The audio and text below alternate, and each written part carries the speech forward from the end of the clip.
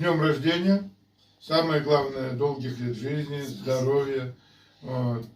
Самое хорошее тогда, когда рядом все дети, когда ты всегда их видишь, когда можешь обнять, увидеться, поговорить. Это большое-большое счастье для родителей и для детей.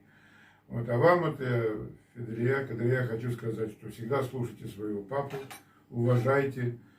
Вот. То я вот что-то знаю, что у вас братик есть, старший братик, вот, который и не вас не хочет поздравить, и не папу не хочет поздравить, и отделился уже полностью, как я так примерно знаю. А мама с папой старались. Мама с папой старались его направить на правильный школу, извиняюсь, на правильный путь, учиться, поступил, все было хорошо. Надо было бы учиться и не на кого-нибудь, на столяра или на слесаря, а направил его учиться все-таки на медицинского работника. Все зависело от его ума и разума. Вот. Обманывал, как я потом понял, ничего он там не учился, видать, ничего, где-то проживал, наверное, а папе с мамой говорил, что все хорошо. Хотя и я тоже ездил неоднократно в училище, там спрашивал, интересовался, справки надо было всякие там давать. Вот, все это делалось, как говорится, и сюда привозил эти справки, я давал. Все мы вот вместе, и тетя Таня, и я, и папа, и покойная мама, все надеялись, что выйдет он у нас оттуда специалистом.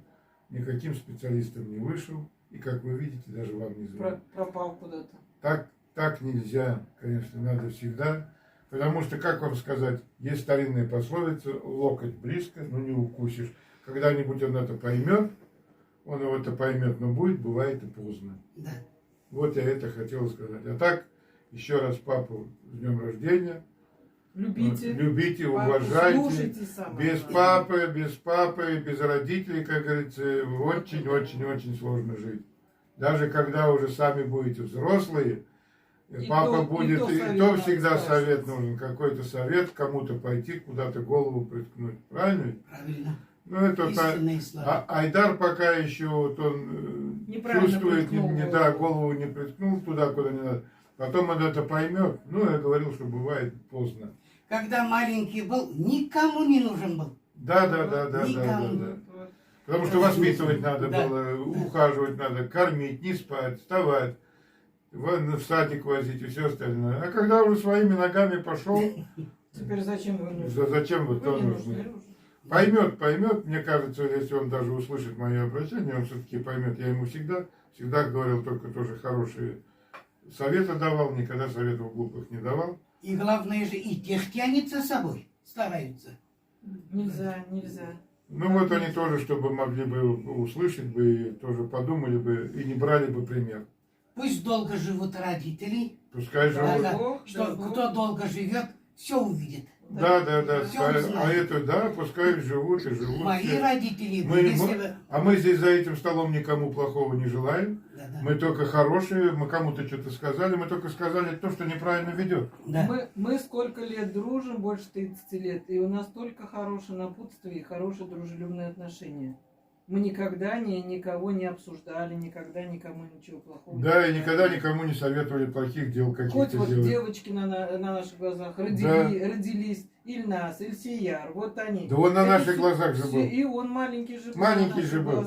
Мы же видели. И в армии, да и после армии же все видели, и все это видели. Что могло произойти? Так нельзя. Надо повернуться лицом. Еще пока не поздно. Правильно я говорю? Мои родители бы, если бы такое случилось бы, дом, калитку открытыми оставили бы, и переехали бы сюда.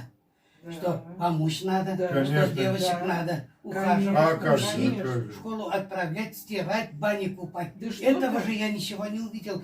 На две руки тоже не разорвешься. На две руки тоже тяжело. Конечно. Если бы было бы родители раньше ушли. 40-ножка была бы, чтобы 40 рук было бы, тогда бы тебе легче было бы, конечно. А две руки не ты что, надо и здесь, и все надо. Все надо. И учить надо, и проверить уроки надо, и в школу отправиться, и накормить. Ну что говорить? Встретить и проводить. Здесь женщина не успевает даже это все делать одна. Не только что дом есть, свой дом, огород. Ну все, что там говорить.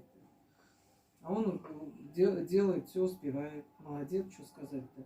Так что Ладно, самое, зарубить себе все на равно носу. всем самое Я вам главное, всегда говорю, какие слушай бы кто только бы- папу, никого больше. самое главное здоровье. Подружки бывают. Подружка бывает одна. Я тебе всегда Говорили. говорила. И действительно, после этого дня рождения у нее куртка испачкана была чернилами. Это Белая зачем? куртка. Ну, вот подружка бывает одна. Из-за этого, то, что я так сказала. Да-да. Ну, так она может быть, какую хочет, такую подружку выберет. Да. Нет, правильно. Значит, кто-то вот Подруг, так, кто-то- подруг не бывает много. Это можешь у любого спросить. Да. Я всегда тоже говорю Подруг так. не бывает. Одна подружка. На Нет, всю ну, жизнь. Я тебе говорила, у меня одна подруга, у меня много подруг было, но она сейчас у меня Ну. одна, с которой мы дружим 57 лет. Вот это подруга. Вот. А подружки, они могут, знаешь, Не, ну когда это много подружек. будут. Сейчас у них компанейские подружки, но это уж не со всеми нельзя Я ни о же, чем я же не делиться. говорю, что вот именно Да. после дня рождения надо с одной только Не. общаться. Нет, нет. Нужно со всеми общаться. И По жизни, приглядываться. я имею в виду, по жизни.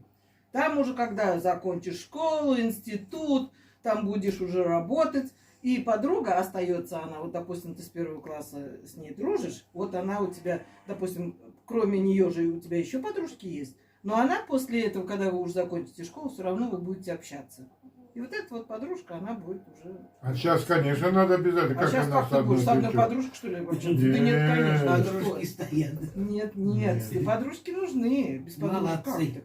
Спасибо большое. Очень За это надо. Всем самое главное выпить. здоровье, здоровье и Ага, удачи. Аминь. Всем. Аминь.